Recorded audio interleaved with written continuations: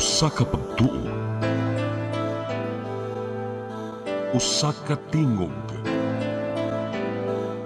usa ka katawhan.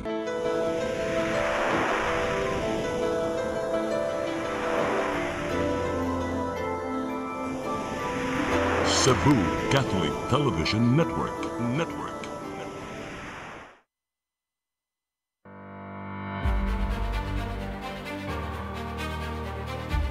I solemnly swear that I will faithfully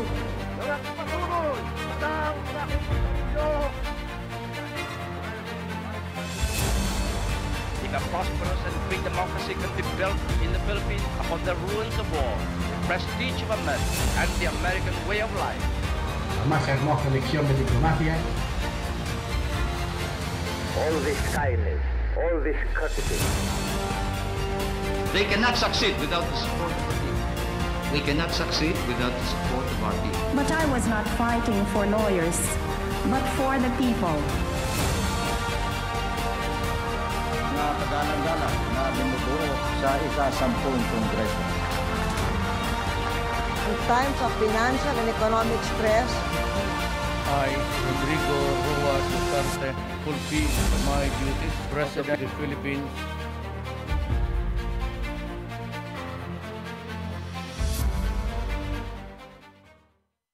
Mayong gabi kaninyong tanan mga higala, mauna sad ni atong programa Politics and Beyond.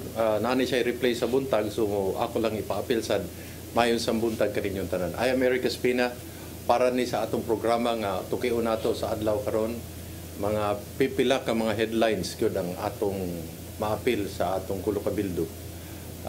Kabalo na mo kay unsa na mga headlines nga naglimin sa atong hunahuna, sa atong mga pagduda nga kinahanglan hatagan og saktong pagtubag.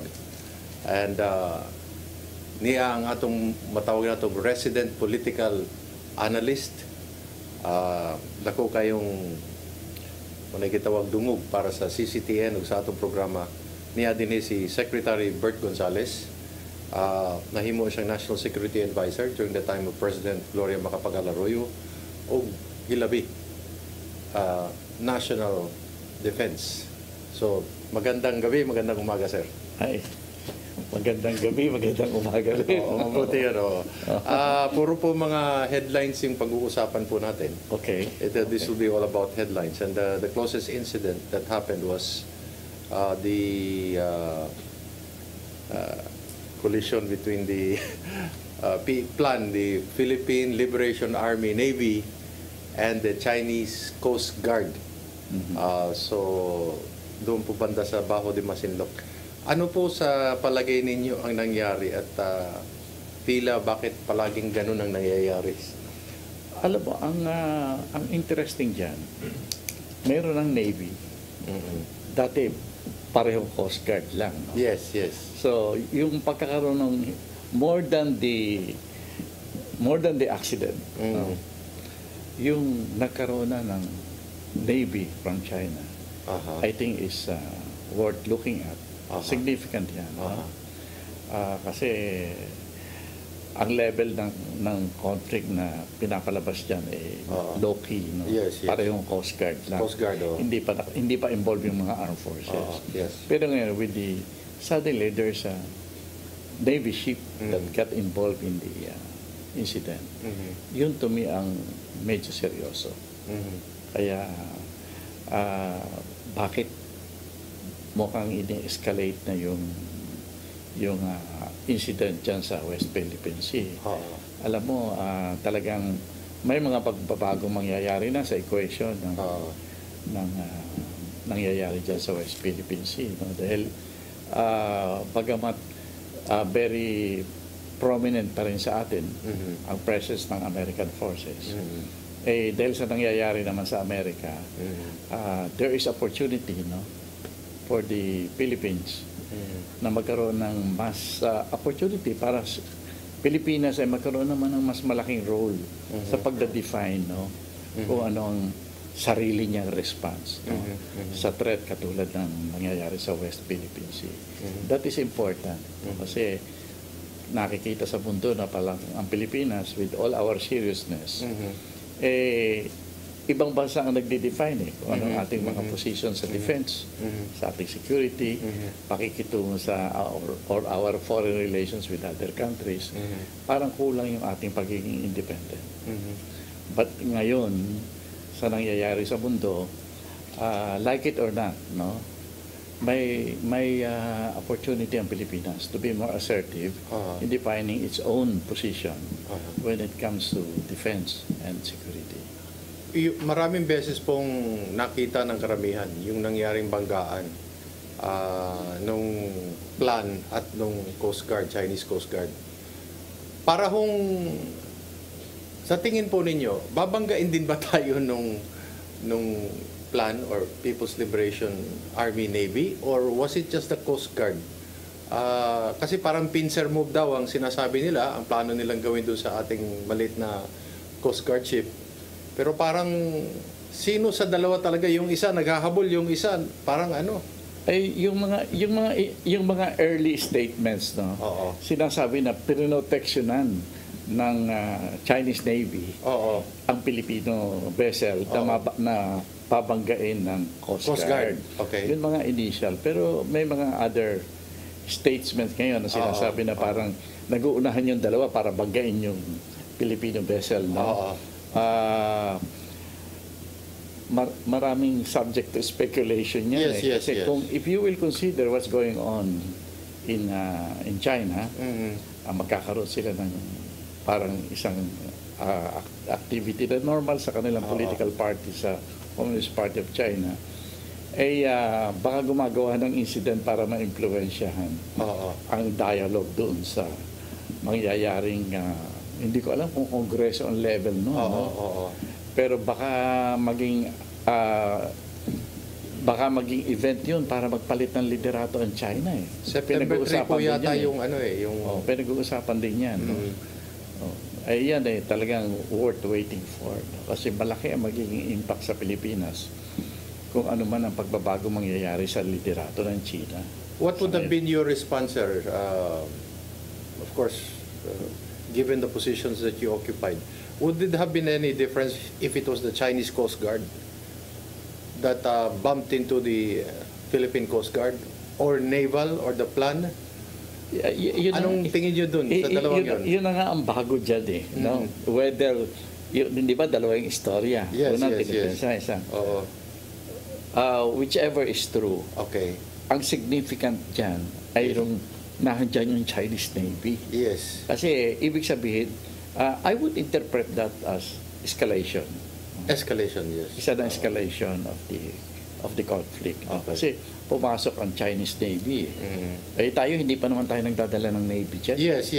Umiiwas nga ho tayo, hindi natin pinapadala kaya nga, pag nagpadala tayo ng Navy, wow. Escalation yan. Definitely escalation. May mga pumapasyal-pasyal na mga Navy ng Amerika, paminsan-minsan from Europe. Pero iba yun Yes. Yung this conflict between the Philippines and China, ipinasok yung Chinese Navy. That is something else. Natanong ko po sa inyo, would there have been any difference if it was just the Chinese Coast Guard or the the People's Liberation Army Navy that would have collided with the Coast Guard of the Philippines? Because may mga nagsasabi, will the MDT kick in? Will we invoke the MDT? Wala pa naman namamatay. Na Pilipino. Tsaka ang pagkakita sa istorya parang aksidente pa rin. Parang aksidente. Although yung intention can be interpreted na may intention na talagang banggain yung ating and that is not new. It has already happened in the past. Dinagdagan lang ng Navy, kaya nga iba ang itsura ng nangyaring incident. So, but that's worth looking at. Hintayin natin, baka may kasunod. The other thing here, Mr. Secretary, yung ano po napansin natin dito, nabangga ng naval ship ng China, yung Coast Guard nila, according to reports, there were 2 sailors who died from their side. Pero parang hindi hinanap nung naval vessel ng China yung dalawang nawalang mga sailors sa Coast Guard side. At parang hindi nag-uusap yung dalawa. At parang yung Navy ay parang sinusundan pa rin tayo. Pero yung Coast Guard parang naiwan sa malayo. So, is there a problem in the command structure? Para bang, ano tingin nyo? Hindi gagawa ang China na hindi deliberate. Okay. May paghahanda yan. Ngayon, yung incident na iyan, yeah, it's really subject to several speculation. Baka naman may internal dispute sa loob ng China. But we can only speculate. I think that we need 1 or 2 more incidents to make a better analysis of what has got. Pero yung pagdating ng Chinese Navy dyan, talagang kanya. How would you see it? There were 2, Chinese who were missing, and then the Philippine Coast Guard offered to help. Yeah. And look for them. Was that a good response? Or was that a left-handed rescue? Cultural difference. Okay. Yan ang hindi nila matanggap yung tulong natin? Hindi tatanggapin. Hindi tatanggapin talaga. At saka parang sa tingin nila, hindi naman kailangan eh. They can take care of their own people. And they will take care of their own people. But it's a good gesture in our part to still offer. Hindi maintindihan ng kabila yan. Pero dito sa side natin, maiintindihan natin kasi ang mga Pinoy, alam mo naman, madaling makalimot ng kasalanan. Di ba? Magpapatawad agad, mag-offer pa ng tulong. We always do that in every encounter with the NPA. Pag may nasugatan na NPA. Tinutulungan natin. Ginagamot natin. Bahagi ng ating kultura yan. Sa ilang mga pagkakataon po, isa kayo sa mga tinig na nadinig natin. We have heard you say that there will be political changes in the People's Republic of China. And you mentioned August, and then September 3 is the red letter day. So the question is, what is happening inside the People's Republic of China? And then you were one of those voices who said there will be leadership change, and we are unprepared for it. There doesn't seem to be a China expert on our side to be able to read all this. Kasi alam mo, ang problema natin is not that we really lack experts. No? I think ang official policy natin, the less we talk about anything controversial in our dealings with China, the better. Okay. Hindi tayo masyadong nag-i-engage sa ganyan. Okay. Ako naman yung sources ng aking information is mostly not from the Philippines. Okay. Kasi ang dami talagang speculation na mukhang nalilesen na yung power ng presidente ng China. You're meaning Xi Jinping? Yes. Okay. At saka may mga moves with the possibility that he can be changed. Ang sinasabi ko lang naman, pag nagbago ang leadership sa China, malaki ang implication sa atin kasi it might also change the direction na ipupurso ng China vis-a-vis the Philippines. Ang natatandaan ko nga yung dating Prime Minister of Malaysia, si Mahathir, sabi niya, huwag tayo masyadong maabala, huwag tayo masyadong kabahan o concern about the Chinese factor in our future, in our defense. Kasi panahon lang yan eh. Pag nagbago ang leadership ng China, yun na lang intayin natin. Kasi kung gusto natin ng pagbabago, intayin natin yung leadership ng Chinese Communist Party, because otherwise hindi naman natin mai-impluwensyahan kung ano ginagawa ng China. What is the usual thing that the National Security Office, kasama ba yan sa scenario playing ninyo? What are the possible options? What are the possible responses of the Philippines? And then what will be the recommendations that you would be making? Given the seriousness, I consider our dealings and what's going on between China and the Philippines, plus the Americas, Taiwan, etc. I consider this very serious. Okay. And therefore, yung sinasabi mo, ano ba ang ating common? Siyempre, kung ako yan, very serious ang monitoring. And the monitoring will not only from the official channels. No? Dapat yan several. Yes. Titingnan natin ang lahat para makatiyak tayo kung ano talaga ang nangyayari. Very important kasi kung anong mangyayaring pagbabago sa leadership ng Communist Party of China. Sec Bart, are we preparing for that? I mean, in case it happens, we are ready already, and have we more or less identified these are the possible individuals who will take over, or it will be a collective leadership, or what will this mean for the Philippines? May mga ganun ba tayong nag-iisip ng mga tao? I hope that the armed forces is doing it. No? Sa national security level po, sa Defense Department din. Tingin ninyo? Palagay ko naman may mga nag-iisip, no? Tsaka meron naman tayong mga groups, no? Mga retired, mga practitioners na medyo seryoso tinitingnan mabuti yan. Yes. Pero wala tayong official, tingin ko, walang official na position, no? Na pwede nating gamitin na guideline. Hindi po pwede yung mahirap na sundin yung guideline na friendly to all, enemy to none. No? Mahirap yun?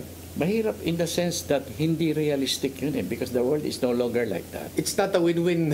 Hindi ganun hindi na kaya yun. Hindi business ito, no? Hindi na pwedeng ganun kasi nag-iba ng mundo eh. Dati kasi may pwede kang makakampi. There are other nations that would desire such a position. And it will be strong enough. Would that be counterbalanced by the recent interview that President Bongbong Marcos had with the known commentator, lady commentator from India, that said that if in case there would be war between Taiwan and the People's Republic of China, the Philippines will definitely be involved in it when Politics and Beyond returns.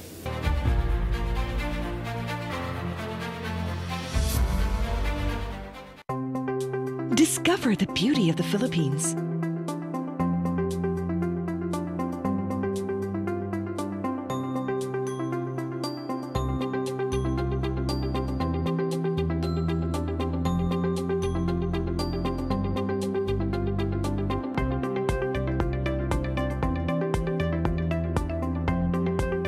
With Philippine Airlines, the country's flag carrier.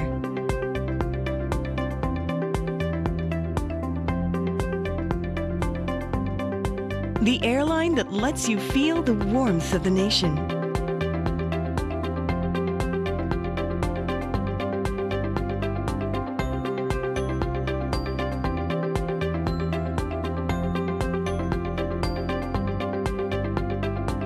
Mabuhay!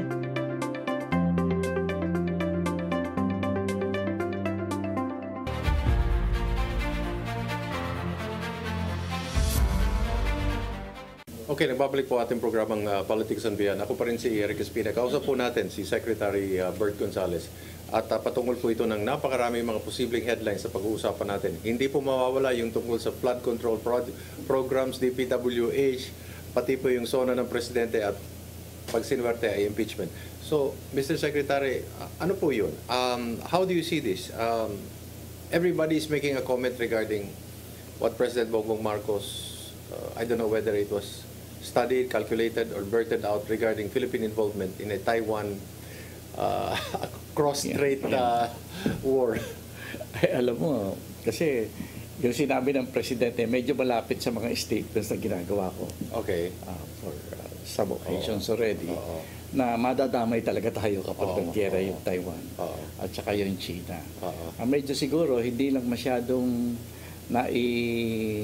na-compose ng ating Pangulo yung statement niya. Paano sasabihin? Paano sasabihin, no? Pero in a way, accurate yung kanyang sinasabi na kapag nagkagera ang Taiwan, ang dapat na wording, kung magkagera sa Taiwan, baka hindi maiwasan na madamay tayo.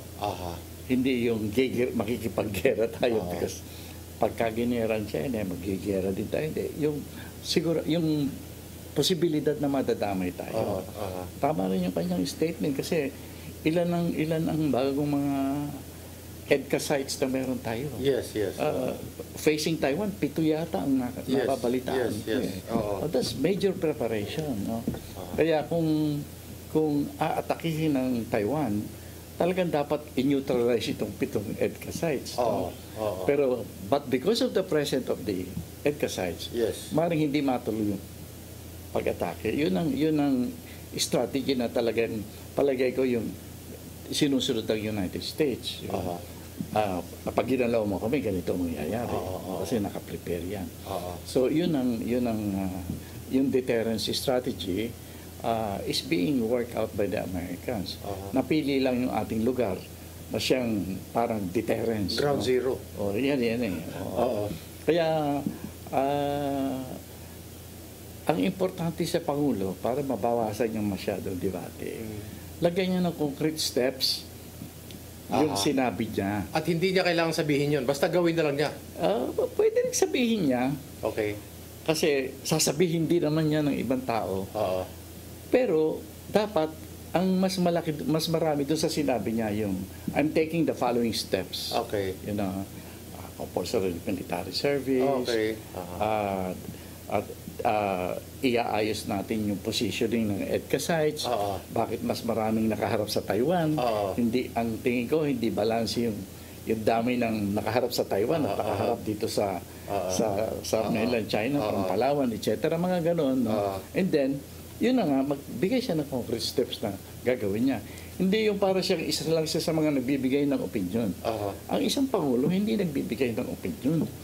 Tingin niyo po dun sa latest statement ni former Secretary at UN Representative Teddy Boy Locsin that the Philippines, I will say it in Spanish, tienes cojones, and then it's India that has the cojones to do the patrol together, while the other Western countries ay parang walang cojones na tignan nyo na lang sa Google ano ibig sabihin nun.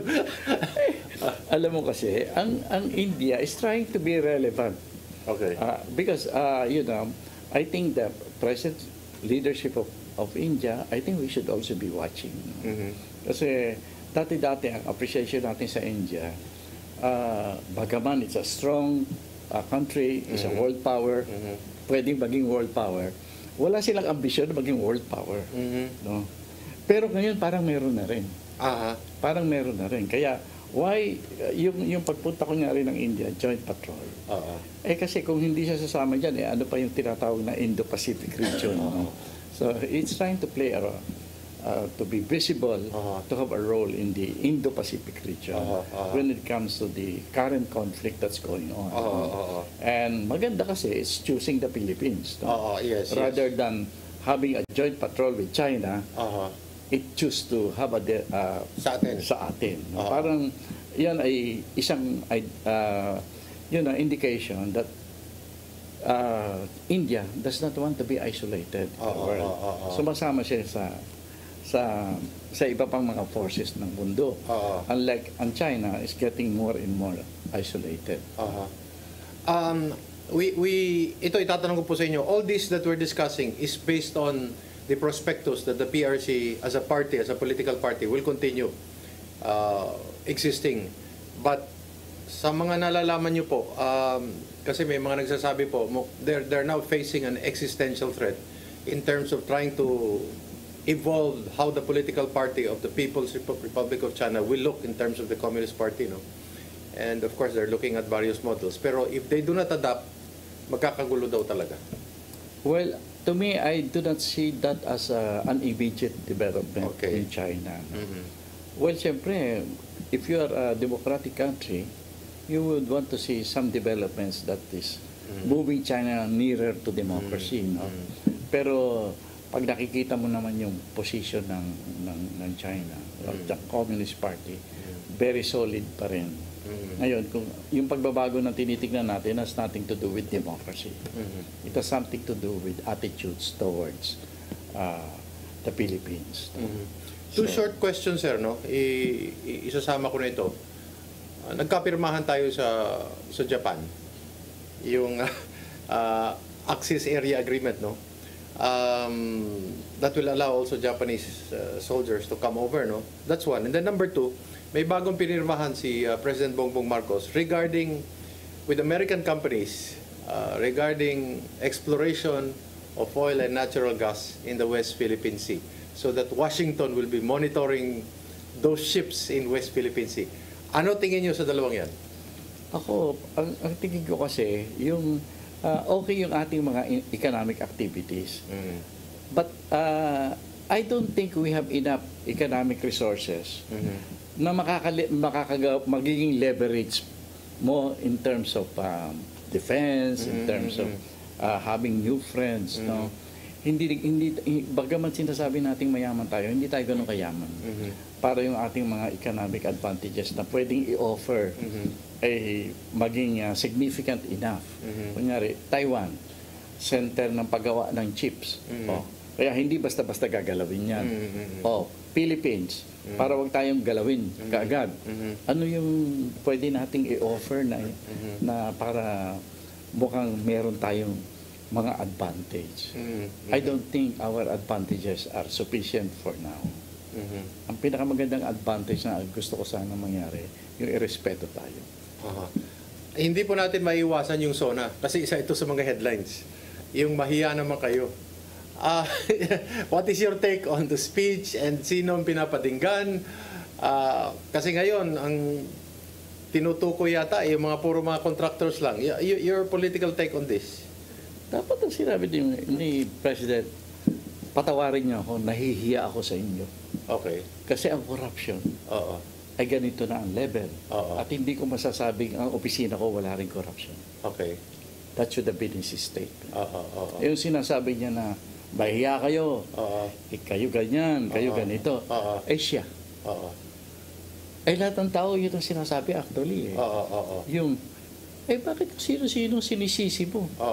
Pinirmahan mo naman yung budget na pinanggagalingan nitong mga accusation mo, no? Kung dalawang bagay yan. Kung sinabi mo nangyari itong corruption na ito nang hindi mo nalalaman, anong klaseng presidente ka? Yes. Di ba? Major yung ginastos dyan. Yes. Major yan. Tapos hindi mo nalalaman. Tapos yung flood control. Sinabi niya yan the year before. Okay. At yun ang kanyang major na gagawin. O di dapat alam niya kung ano nangyari. At kung ano ang mangyayari, wala eh. Yung threat po na pag hindi nyo sinunod yung proseso sa pagpasa sa NEP at maging salamin sa General Appropriations Act, mapupunta tayo sa reenacted budget. Ano nga, alam mo, we have reenacted the budget during our time. Yes. Hindi yun threat. Hindi threat yun. Hindi threat yun. Tatakbo ang gobyerno eh. At saka hindi totoong hindi tatakbo ang gobyerno kung hindi aayusin ang budget. Napakalayo ng reenactment of the budget. Kasi salita niya lang yun eh. May pinapatinggan po siya. Yung nasa harap po o yung nasa likod niya? May inaaway. No? Pero, at saka hindi, alam mo, ang tingin ko doon, whoever wrote that speech, pinapakita, the president, gusto nila magkaroon ng parang malakas na presidente. Hindi. May punch at punchline. Different siya. Yung punch at saka punchline. Ito hindi siya gusto kong ibagsak ang ni presidente. Talaga namang hindi. Talagang, kung talagang gusto mong matuwa ang taong bayan, ang sabihin mo yung totoo. Ang corruption, hindi lang sa Kongreso. Sa Malacanang din. At mas malapit pa nga sa kanya.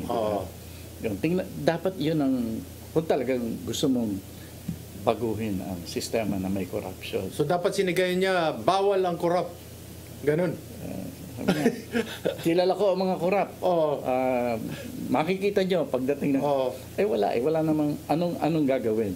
At tingnan mo pang nangyari ha.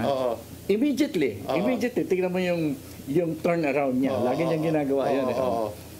Nilaglabas siya ng 15 listahan ng mga contractors nilabas niya.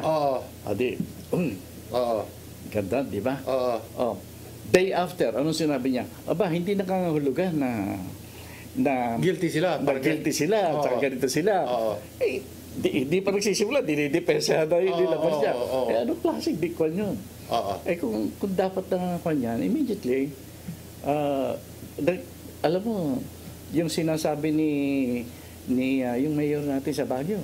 I'm willing to lead an investigating team. Alam mo, to me corruption in the country is far more serious than, for example, the killing of Ninoy Aquino.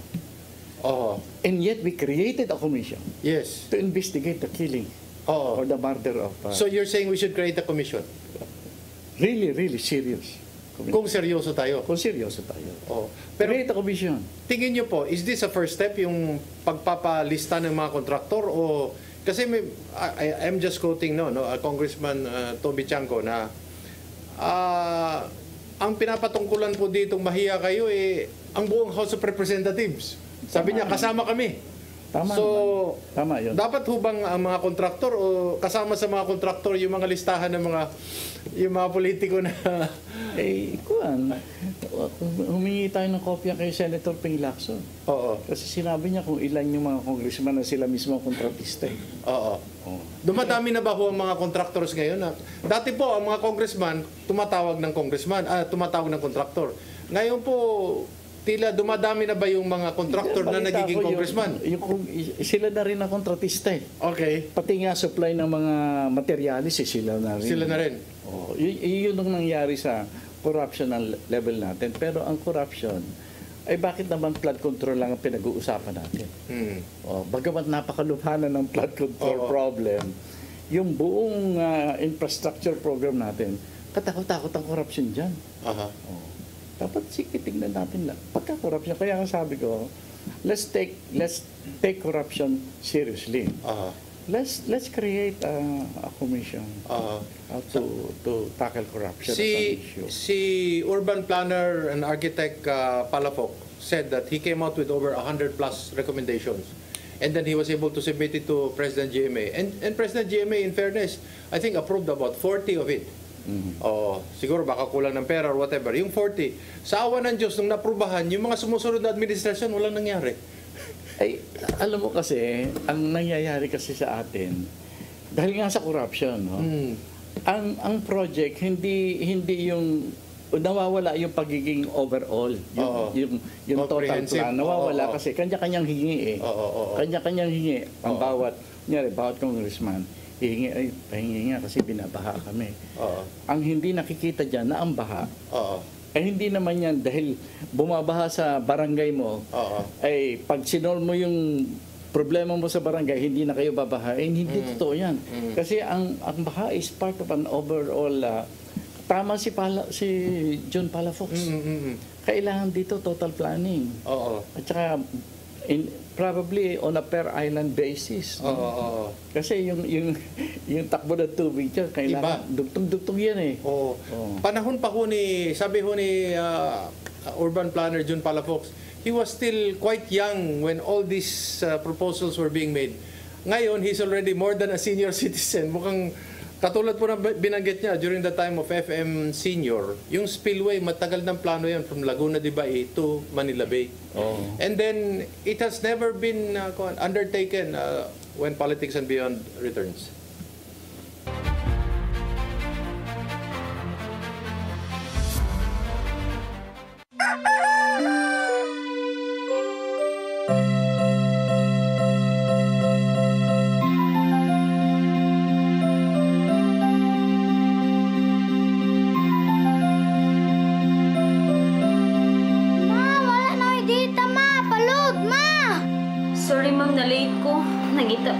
Para internet sa kong anak, ma'am.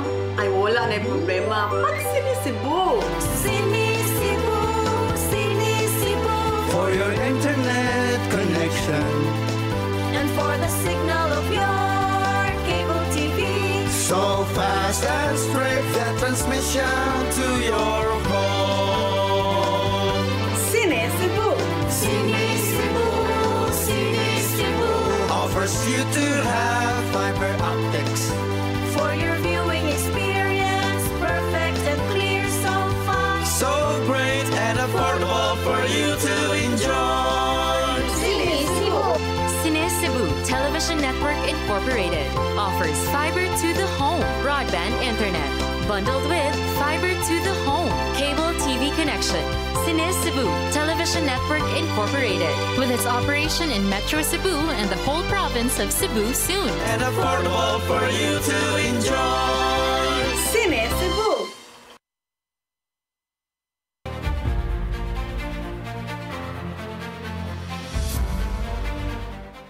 Okay, you're back with us in Politics and Beyond. We're still talking to Secretary Bert Gonzales. We're doing all the headlines that you've been reading about, and we're trying to get his take and trying to pick the advices that he can give us.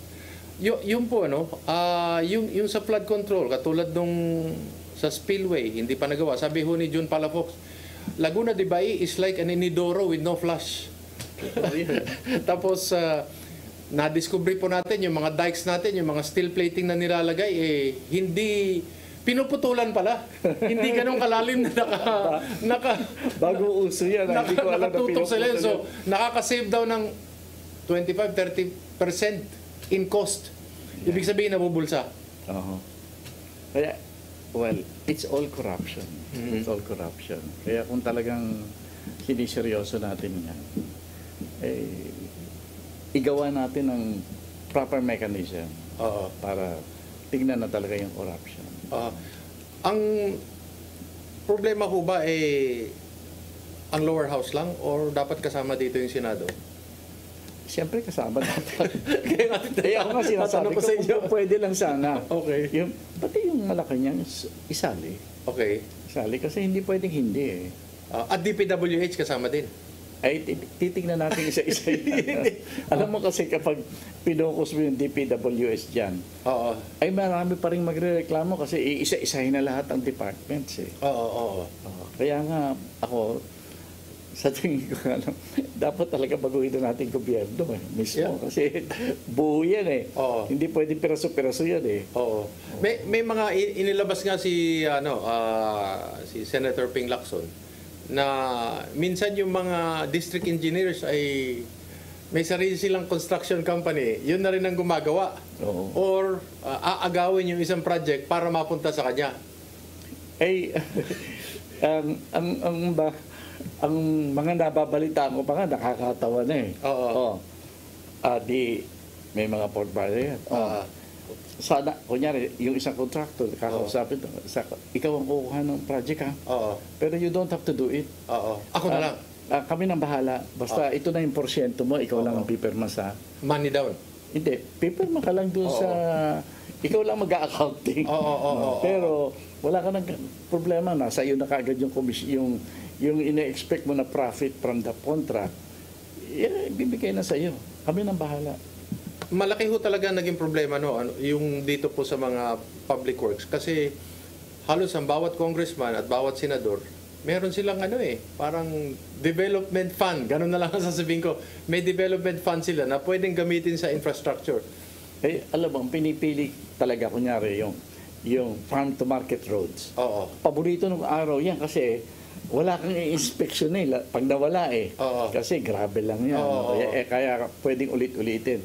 Sa flood control, ngayon lang siguro medyo nagsosorry na rin yung mga may nakakaramdam na rin ng pangamba kasi ang flood control kasi napakahirap ding imbestigahan yan I-audit. Kasi every year yan nasisira Pati yung farm to pocket roads po, mahirap din yun. Yan, kaya nga yan ang mga paboritong projects. Yan ang mga paboritong projects.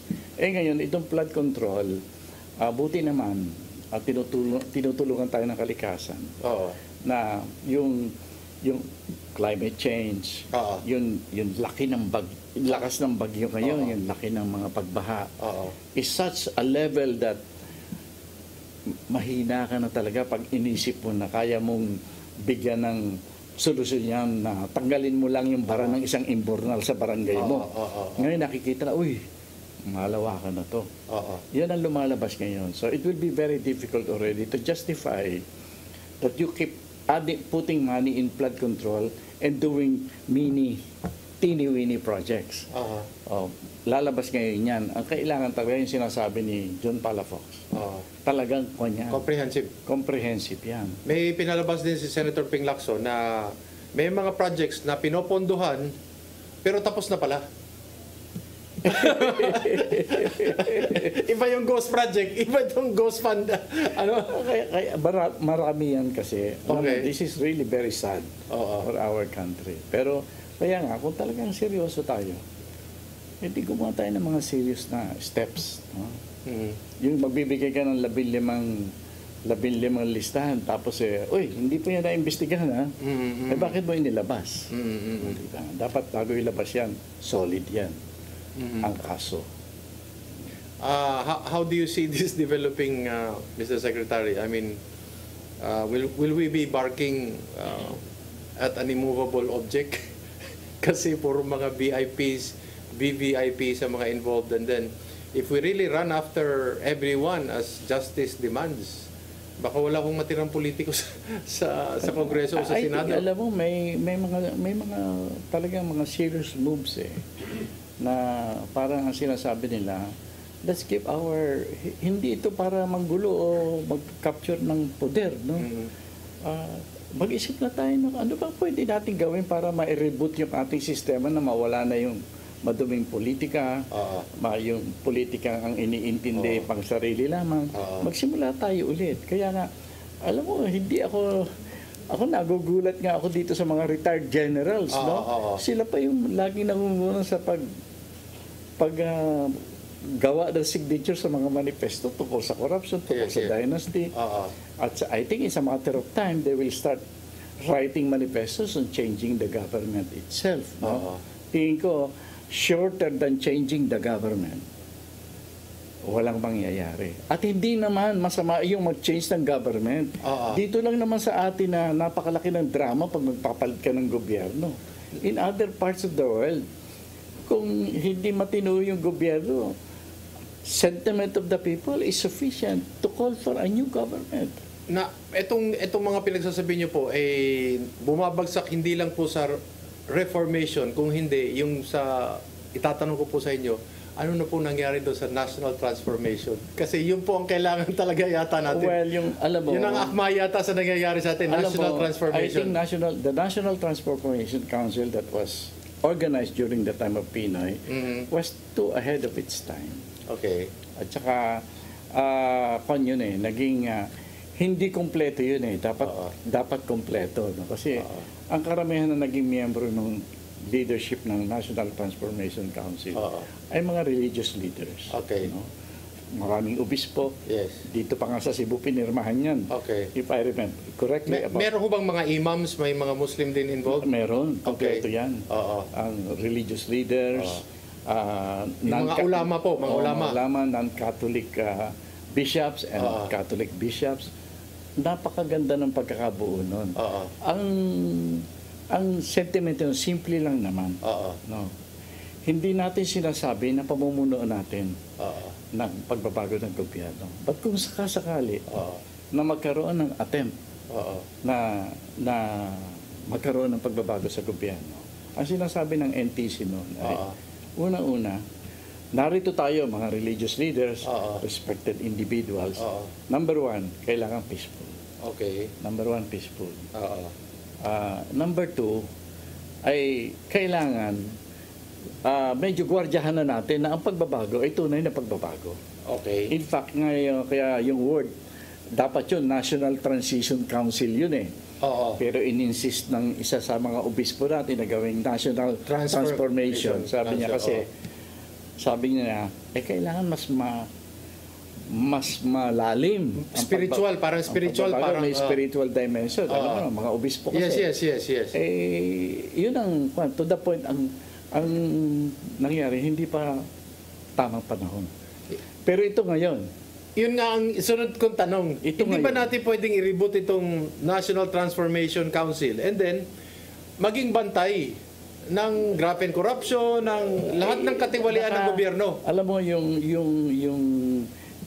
National Transformation Council, nakaraan na yun Hindi na pwedeng i-reboot? Hindi naman hindi pwedeng i-reboot. Pero ang kailangan natin NTC ngayon, ang kailangan natin ngayon is yung tanggapin na natin, kailangan natin ng isang transition government.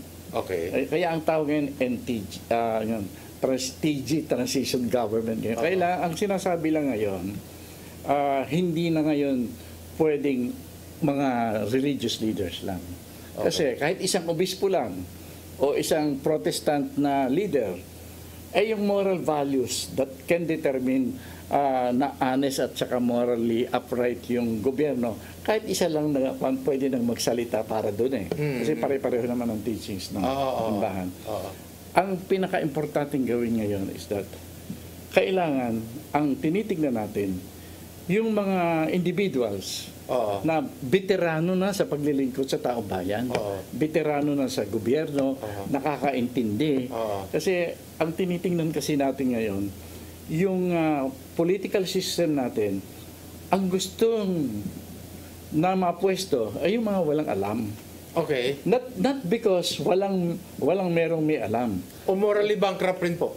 Morally bankrupt, walang alam kasi otherwise there will be no corruption. Pero may Diyos yan sila. Hindi lang natatakot sa Diyos. Yung Diyos ay sakana yun. Ganun yan eh. Pero ngayon, kung talagang gusto natin baguhin ang bayan, tingin ko ang dapat magkasundo-sundo. Kunyari, anong gagawin natin sa ekonomiya natin pag may papasok na bagong gobyerno? Yes. Kasi ang gobyerno ngayon, hindi naman iniintindi whether our economy will collapse, or whether our economy cannot be raised, no? Yung first world po natin, yun lang ang dapat maging objective natin, first world economy. To be more than the first world. Bago man lang tayo mag-attempt ng first world. You know, the first precondition of creating a first world country is no corruption. Oh, yes. Kaya yun ang una eh. Kailangan baguhin muna natin ang political leadership ng bansa. Baka pwede gawing 10%. Ibalik sa dati, 10%. Hindi. Alam mo talaga, sa tingin ko lang nakakalungkot kung hindi natin gagawin. Yes. Kasi personally dahil sa edad ko, nagsasurvey talaga ako eh. I mean, kumakausap ako ng mga individual. We have enough. Naghahanap po sila ng tao ng mga leader po na pwede nilang paniwalaan. Hindi. Huwag kayong maghanap ng 1, 2, 3, 5 leader. Maghanap kayo ng grupo. Kunyari, economy. We have enough experts on the economic field na pwedeng mag-usap-usap at ipakita sa sambayanan. Ito yung ating nakitang steps na pwede nating immediately gagawin. 1, 2, 3, 4, 5. Pinag-usapan namin to, pinagkasundoan natin. Alam mo, marami pang buhay na dating finance secretaries, for example. Maraming mga experts na nakakalat sa mga korporasyon. Bakit ba matino ang takbo ng finance ng mga corporations? Kinukuha lang nilang lahat ng magagaling na talent eh. Yes. Pwede naman tayo manghiram. Yes. No, gumawa tayo ng pool of people who will agree. Bakit we will assert ourselves this time. Kasi alam mo... Bakit wala akong gumagawa ng ganyan? Kasi alam mo, kung itong mga tao na ganito, yan ang mga mahiyain eh. Okay. Ayaw niya ng mga... Nagmemeron.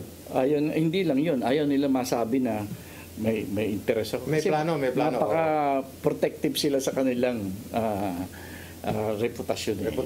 Yun ang sinasabi ko. Kaya ako personally, tama na yung pag-ikot sa mga mamamayan. Kasi pag umikot ka sa mamamayan, dalawa lang naman mangyayari sa iyo eh. Iiyak ka. At talaga, totoo yan. Iiyak ka talaga. Iiyak ka talaga. Pag nakita mo buhay nila. At pakiramdaman mo. Kausapin mo ng totoo. Gusto naman nila ng pagbabago eh. Correct. So what's the point? Okay na sila. Pagbabago. Ngayon, sino ang magbabago? Yung magbabago, hindi yung isang popular na tao na, ay, ako ang next. Hindi ganun eh. Very important that will truly serve the interests of our people ay yung magsama-sama ang mga nakakaintindi, ang mga nakakaalam kung ano mga nararapat gawin. What we need in this country is a group of people who can truly run a good government with know-how, with experience, time-tested na mga proseso at policy. Marami pa tayong ganyan. Pwede ho ba na isama natin dyan pa rin yung bishops at ulama conference, yung mga religious Siyempre leaders? naman. Kasi yung moral natin dyan eh. Siyempre naman. Pero ang akin lang gustong i-correct ay yung akala natin may isang tao o 2 tao na pwede mag-save sa Pilipinas.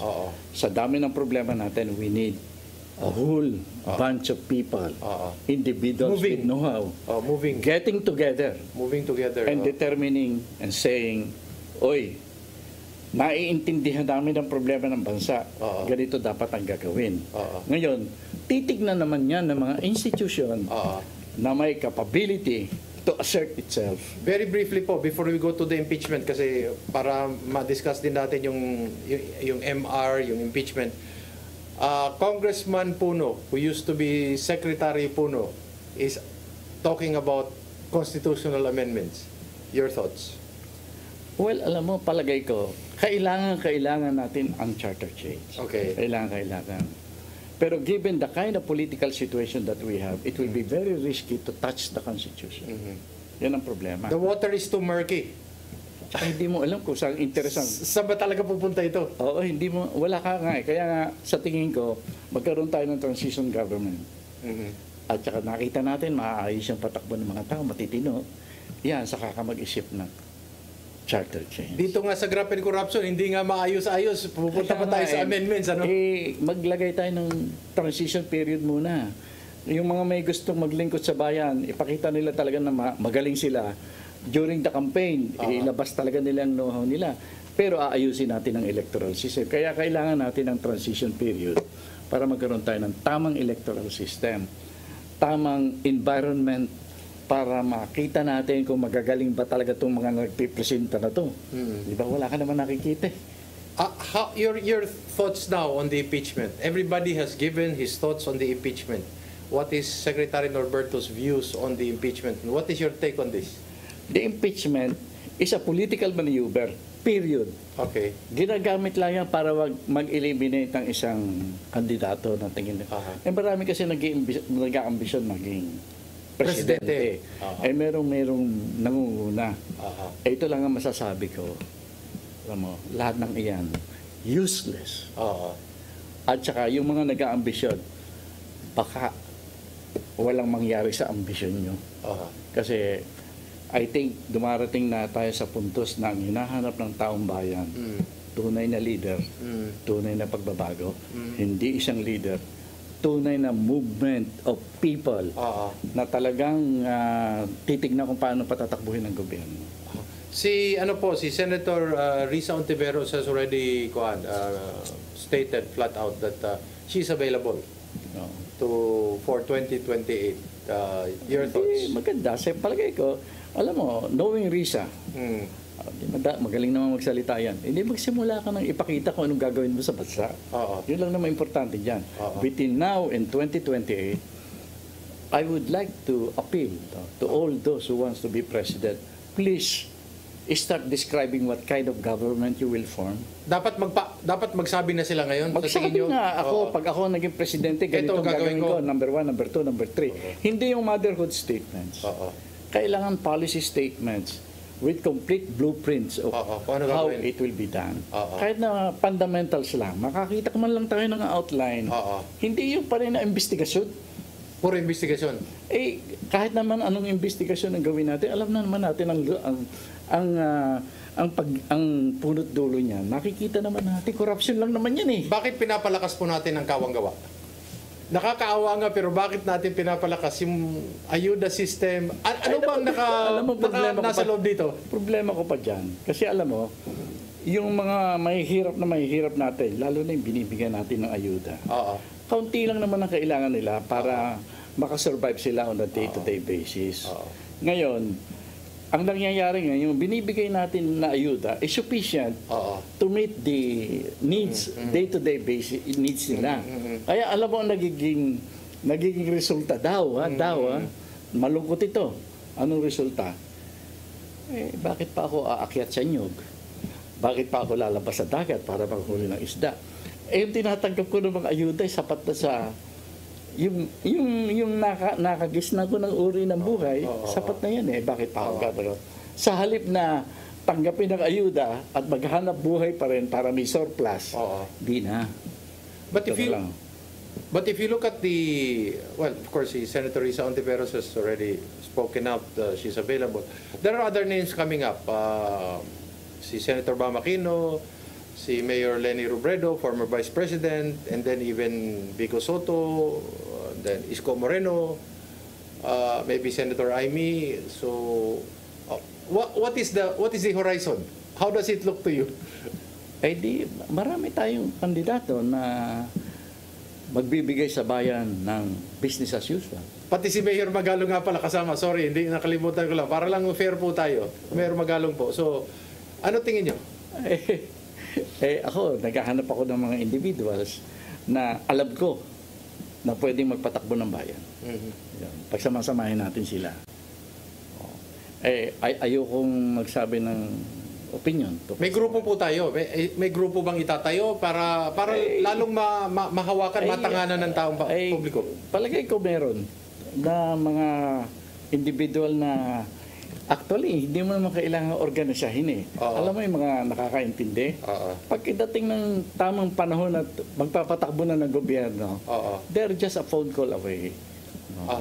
Ang kailangan tinitingnan lang dyan, sabi ko nga sa mga nakakausap ko, you have to make visible, if not your names, make visible a plan of how to save the country. How to imagine. Yung utang, ano gagawin natin sa utang? Yung floods, yung climate change, yung sinira natin ang ating agrikultura dahil sa importation. Anong sagot dyan? Answers to fundamental questions that you know. And I think our people will know. Isisingin ko lang po ito kasi kasama din ito dun sa mga headlines. Gambling. E-gambling. Tingin nyo ninyo, complete ban na talaga? Wag na lang i-regulate? Ay, alam mo, naku, namatay na kasi si Archbishop Cruz ng Pangasinan. I think we should follow what he wants. No gambling. No gambling? No gambling. Okay. So, dyan po nagwawakas ang ating programa sa ating Politics and Beyond. Mr. Secretary, we'd like to thank you again for being very liberal and being very considerate in granting us your thoughts, your wisdom, your experience. And sana po ay nakatulong po ito para ating laliman ang ating mga pag-uusap, ang ating damdamin. At hindi naman siguro ako magmamalabis kung sasabihin ko na lang na sa lahat-lahat po ng sinabi ninyo, baka po ang hinahanap ng sambayatang Pilipino ay isang matinong tao para po sa isang matinong pamamahala para po magkaroon ng lipunang may kaayusan. Ako po si Eric Espina. Daghang salamat kaninyong tanan.